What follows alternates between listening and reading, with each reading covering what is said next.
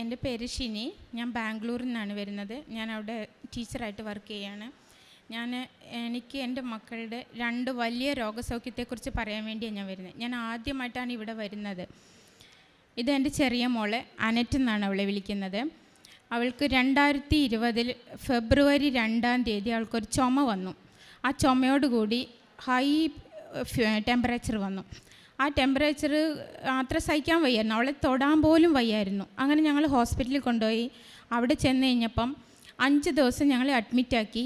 Blood test ചെയ്യണം, x-ray ചെയ്യണം, അങ്ങനെ ചെയ്യാവുന്ന എല്ലാ ടെസ്റ്റുകളും ചെയ്തു. അവളുടെ ലങ്സിൻ്റെ ഉള്ളിൽ വെള്ളം കയറി അവൾക്ക് ബ്രീത്ത് എടുക്കാനെല്ലാം ഭയങ്കര പ്രോബ്ലം ആയിരുന്നു. അപ്പോൾ ഡോക്ടർ 5 ദിവസം അഡ്മിറ്റ് ചെയ്ത് 6-ാമത്തെ ദിവസം എന്നെ വിളിച്ച് പറഞ്ഞു ഒ പിയിലേക്ക് ഒന്ന് വരണം എന്ന് പറഞ്ഞു. ഞാൻ ഒ പി ചെന്നപ്പോൾ ഡോക്ടർ എന്നോട് പറഞ്ഞത്, ഈ മോള് കോമ സ്റ്റേജിലേക്ക് പോയിക്കൊണ്ടിരിക്കുകയാണ്, പെട്ടെന്ന് ICU കെയർ വേണം, നിങ്ങൾക്ക് ഇഷ്ടമുള്ള ഏതെങ്കിലും ഒരു ഹോസ്പിറ്റലിലേക്ക് നിങ്ങൾക്ക് മാറ്റാമെന്ന്. ഞാൻ ഡോക്ടറോട് പറഞ്ഞു, ഞാൻ നടത്തിക്കൊണ്ട് വന്ന കുഞ്ഞാണ്, എനിക്ക് കിടത്തിക്കൊണ്ട് പോകാൻ പറ്റില്ല. അപ്പോഴത്തേക്ക് അവിടെ ആംബുലൻസ് എല്ലാം റെഡിയാക്കുന്ന സൗണ്ട് എല്ലാം എനിക്ക് കേൾക്കാമായിരുന്നു. എനിക്കതൊന്നും ചിന്തിക്കാൻ പോലും പറ്റില്ലായിരുന്നു. അങ്ങനെ ഞാൻ വർക്ക് ചെയ്യുന്ന സ്കൂളിലൊരു പള്ളിയുണ്ട്, ഒരു ചാപ്പലുണ്ട് ചെറുതാണ്. അവിടെ പോയി പ്രാർത്ഥിച്ച് ഞാൻ തിരിച്ച് വരുമ്പം ഇവൾ എഴുന്നേറ്റിരിക്കുന്നുണ്ട്. ഞാൻ പോകുമ്പോൾ ഇവൾ കണ്ണടച്ച് ഇവൾക്ക് സംസാരിക്കാനൊന്നും വയ്യാതെ ഇരിക്കുമായിരുന്നു. ഞാൻ വരുമ്പോൾ ഇവൾ എഴുന്നേറ്റിരിക്കുന്നു. പിന്നെ എൻ്റെ 2-3 ഫ്രണ്ട്സിനെ വിളിച്ച് പറഞ്ഞു, അവരും വന്നു. നോക്കുമ്പോൾ ഇവൾക്കൊന്നും ഒരു കുഴപ്പമില്ല. അപ്പം ഞങ്ങൾ വിചാരിച്ചു എന്തായാലും ഡിസ്ചാർജ് വാങ്ങാം എന്ന് പറഞ്ഞ് ഡോക്ടർ ഡിസ്ചാർജ് തരാൻ റെഡിയില്ലായിരുന്നു. പക്ഷെ ഞങ്ങൾ ഡിസ്ചാർജ് ചോദിച്ച് വാങ്ങി ഞങ്ങൾ വീട്ടിൽ പോയി. ശനിയാഴ്ചയായിരുന്നു ഡിസ്ചാർജ് കിട്ടിയത്. ഞായറാഴ്ചയും കഴിഞ്ഞ് തിങ്കളാഴ്ച ഞാൻ ഇവളെ ഇങ്ങനെ എടുത്തു വെച്ചുകൊണ്ടിരിക്കുന്ന സമയത്ത് എൻ്റെ പുറകിൽ വന്ന ആരോ പറയുന്ന ഒരു അനുഭവം, എനിക്ക് ഒരു സെക്കൻഡ് ഒപ്പീനിയൻ എടുക്കണം എന്ന്. അപ്പം ഞാൻ എൻ്റെ ബ്രദറിനെ വിളിച്ച് പറഞ്ഞു, ഇങ്ങനെ ഡോക്ടറെ ഒന്ന് കാണിക്കാം, എന്താണെങ്കിലും ഇവൾ കാണാൻ കുഴപ്പമൊന്നുമില്ല, നന്നായിട്ട് തന്നെ ഇരിക്കുന്നുണ്ട്, പക്ഷെ ഉള്ളിൽ എന്താ പ്രശ്നം എന്നുള്ളത് നമുക്ക് അറിയില്ലല്ലോ.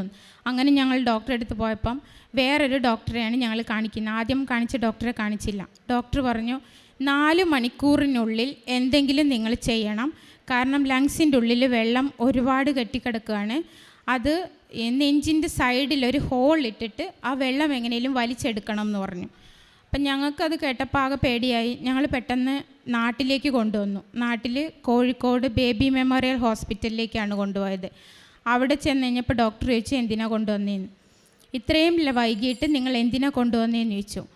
പിന്നെ അവളെ അവിടെ അഡ്മിറ്റാക്കി. 1.5 മാസത്തോളം ഞങ്ങൾ അവിടെ ഹോസ്പിറ്റലിൽ അഡ്മിറ്റ് ആവേണ്ട വന്നു. ഈ 1.5 മാസത്തിൽ 3 പ്രാവശ്യം അവളെ ഡിസ്ചാർജ് ചെയ്തു. ഇവൾക്ക് കൊടുക്കുന്ന ഓരോ ആൻറ്റിബയോട്ടിക്സും ഇവൾക്ക് അലർജിയായി മാറുകയാണ്. പിന്നെ ഞങ്ങൾക്ക് പ്രതീക്ഷയൊന്നും ഉണ്ടായിരുന്നില്ല. ഞങ്ങൾക്ക് അറിയാവുന്നവരെല്ലാം വിളിച്ച് ഞങ്ങൾ പ്രാർത്ഥിക്കാൻ പറഞ്ഞു. അങ്ങനെ എൻ്റെ ബാംഗ്ലൂരുള്ള ഒരു ആശ എന്ന് പറയുന്ന ഒരു പെൺകുട്ടി എനിക്കൊരു വാട്സപ്പിൽ ലിങ്ക് അയച്ചു തന്നു. ഞാനത് ഓപ്പൺ ചെയ്തപ്പോൾ കൃപാസനം എന്നാണ്, ഞാൻ അന്നാണ് ആദ്യമായിട്ട് കൃപാസനത്തെക്കുറിച്ച് കേൾക്കുന്നത്. ഞാനത് ഓപ്പൺ ചെയ്തപ്പോൾ ഇവിടെ ലൈവ് ആരാധന നടക്കുന്ന സമയമായിരുന്നു.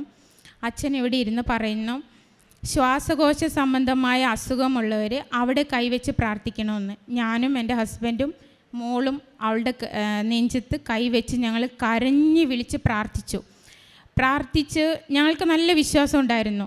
വിശ്വസിച്ചാൽ ദൈവത്തിൻ്റെ മഹത്വം കാണുമെന്നുള്ള ആ ഒരു വചനവും ഞങ്ങളുടെ മനസ്സിലുണ്ടായിരുന്നു. അവളത് കഴിഞ്ഞ് ശ്വാസം എടുക്കാനൊന്നും വലിയ ബുദ്ധിമുട്ടൊന്നും കാണിച്ചില്ല. പിന്നെ ഡോക്ടർ വന്ന് വേറൊരു ആൻറ്റിബയോട്ടിക് കൊടുത്തു. അത് അവൾക്കൊരു അലർജി ആയിട്ടും തോന്നിയില്ല. ഡോക്ടർ പിറ്റേ ദിവസം ഞങ്ങളോട് പറഞ്ഞു, നിങ്ങൾക്ക് ഡിസ്ചാർജ് ആവും. അതിൻ്റെ തലേ ദിവസം ഞങ്ങളോട് പറഞ്ഞത് ഇനിയും 14 ദിവസം കഴിയാതെ ഒന്നും പറയാൻ പറ്റില്ല എന്നാണ്. പക്ഷേ ഞങ്ങൾക്ക് പിറ്റേ ദിവസം ഡിസ്ചാർജ് കിട്ടി. മാർച്ച് 27-നാണ് ഞങ്ങൾ ഡിസ്ചാർജ് ആവുന്നത്. ഫെബ്രുവരി 9-ന് ഞങ്ങൾ അഡ്മിറ്റ് ആയതാണ്. മാർച്ച് 27-ന് ഞങ്ങൾ ഡിസ്ചാർജ് ചെയ്ത് വീട്ടിൽ കൊണ്ടുപോകും. പിറ്റേ ദിവസം ലോക്ക്ഡൗൺ ആവുകയും കോവിഡ് എന്ന മഹാമാരി ലോകത്ത് വരികയും ചെയ്തു.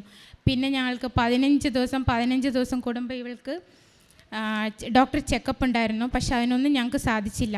പിന്നെ ഞങ്ങൾ 8 മാസത്തോളം വയനാട്ടിൽ പെട്ടുപോയി. ഞങ്ങൾക്ക് ബാംഗ്ലൂരേക്ക് തിരിച്ചു പോകാൻ പറ്റാണ്ട് 8 മാസത്തിന് ശേഷം ഞങ്ങൾ ബാംഗ്ലൂർ പോയി. അന്ന് മുതൽ ഇന്ന് വരെ അവൾക്കൊരു ചെറിയ പനിയോ ജലദോഷമോ ഒന്നും വന്നിട്ടില്ല. അമ്മ മാതാവിന് ഒരുപാട് നന്ദി പറയുന്നു. അതുപോലെ തന്നെ എൻ്റെ മൂത്ത മോളാണ് ഇവൾ, ആൻമരിയ എന്ന് വിളിക്കും. അവൾക്ക് കഴിഞ്ഞ 2 മാസങ്ങൾക്ക് മുന്നേ ഒരു പനി വന്നു. പനി എന്ന് പറഞ്ഞാൽ 104 ഡിഗ്രി പനിയാണ്. എപ്പോൾ തൊട്ട് നോക്കിയാലും പനി, വേറെ ഒരു സിംറ്റംസും അവൾക്കില്ല, പനി മാത്രമേ ഉള്ളൂ. ഡോക്ടേഴ്സിനെ കാണിക്കുമ്പോൾ ഡോക്ടർ പറയുന്നു പനി മാത്രമല്ലേ ഉള്ളൂ, അതുകൊണ്ട് അഡ്മിറ്റ് ചെയ്യേണ്ട ആവശ്യമൊന്നുമില്ല, പക്ഷേ ടെസ്റ്റുകളെല്ലാം നടത്തിക്കൊണ്ടിരിക്കണമെന്ന്. ഇനി നടത്താൻ ടെസ്റ്റുകളൊന്നുമില്ല, എല്ലാ ടെസ്റ്റും നോർമൽ റിപ്പോർട്ട്സാണ് വരുന്നത്. ലാസ്റ്റിൽ ഒരു ദിവസം ഞാൻ സ്കൂളിൽ ക്ലാസ് എടുത്തുകൊണ്ടിരിക്കുമ്പം ഒരു ടീച്ചർ വന്ന് എന്നോട് പറഞ്ഞു പ്രിൻസിപ്പൾ വിളിക്കുന്നെന്ന് പറഞ്ഞു. ഞാൻ ചെന്നപ്പം വീട്ടിൽ നിന്ന് കോള് വന്നു, നീ വേഗം വീട്ടിൽ പൊക്കോളാൻ പറഞ്ഞു. ഞാൻ വീട്ടിൽ ചെന്ന് നോക്കുമ്പോൾ ഇവൾ സോഫയിൽ 2 ബ്ലാങ്കറ്റ്സ് പൊതിച്ചിട്ട് അവൾക്ക് തണുപ്പ് സഹിക്കാൻ വയ്യാതെ ഇങ്ങനെ ഇരുന്ന് വിറയ്ക്കുകയാണ്. പെട്ടെന്ന് ഞാൻ വണ്ടിയിലിരുത്തി ഞാൻ ഹോസ്പിറ്റലിൽ കൊണ്ട് ചെന്നപ്പോൾ ഡോക്ടർ പറഞ്ഞു പെട്ടെന്ന് തന്നെ അഡ്മിറ്റ് ആക്കണം, അവൾക്ക് അനസ്തേഷ്യ കൊടുക്കണം, ബോൺ മാരോ ടെസ്റ്റ് ചെയ്യണം. കാരണം ഞങ്ങൾക്ക് ടെസ്റ്റ് ചെയ്തപ്പോൾ WBC കൗണ്ട് കുറയുന്നുണ്ട്. 4000 മുതൽ 11,000 വരെയാണ് നോർമൽ കൗണ്ട്, അവൾക്ക് 1200 ഉള്ളൂ എന്ന് പറഞ്ഞു. മാതാവിൻ്റെ ഒരു ലോക്കറ്റ് ഉണ്ട് എൻ്റെ കയ്യിൽ, ഞാനത് തരാം നിനക്ക്, നീ അത് കുഞ്ഞിൻ്റെ കഴുത്തിൽ കൊണ്ടിട്ട് കൊടുക്കണം എന്ന് പറഞ്ഞു. ഞാനത് കൊണ്ടുവന്ന് അവളുടെ കഴുത്തിലിട്ട് കൊടുത്തു. ഒപ്പം തേനും ഉപ്പും അവൾ എനിക്ക് തന്നിട്ടുണ്ടായിരുന്നു. ഞാൻ ഈ തേൻ എടുത്തിട്ട് അവളോട് പറഞ്ഞു നിനക്കിത് കാണാൻ തേനായിരിക്കും, പക്ഷേ ഇത് ജീസസിൻ്റെ ബ്ലഡായിട്ടാണ് നമ്മളിത് മനസ്സിൽ കാണേണ്ടത്.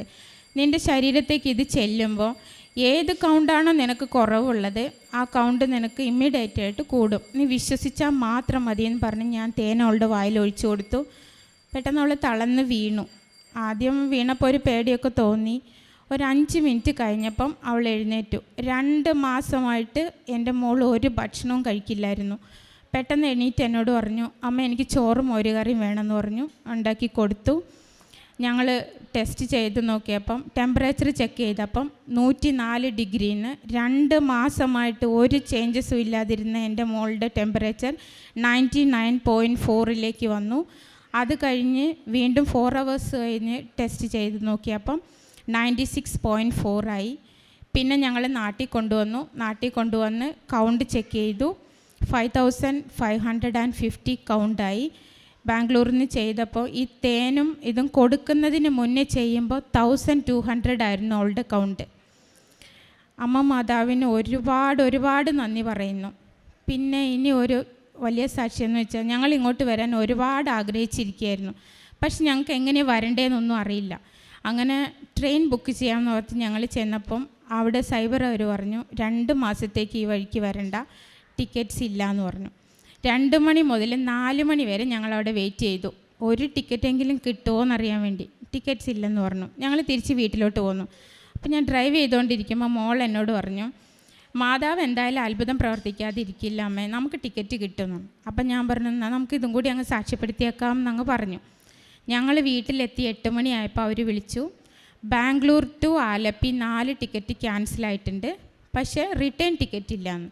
ഞങ്ങൾക്ക് റിട്ടേൺ ടിക്കറ്റ് ഇല്ലാതെ ഞങ്ങൾക്ക് പറ്റുകയില്ല, ഞങ്ങൾക്ക് ആകെ 2 ദിവസത്തെ ലീവേ ഉള്ളൂ.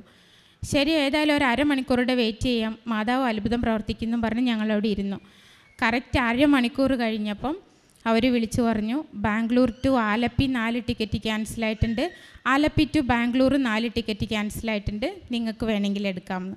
ഞങ്ങൾ ബുക്ക് ചെയ്തു. ഇന്നലെ 5 മണിക്ക് അവിടെ നിന്ന് കയറി, രാവിലെ 5:30 ഇവിടെ എത്തി.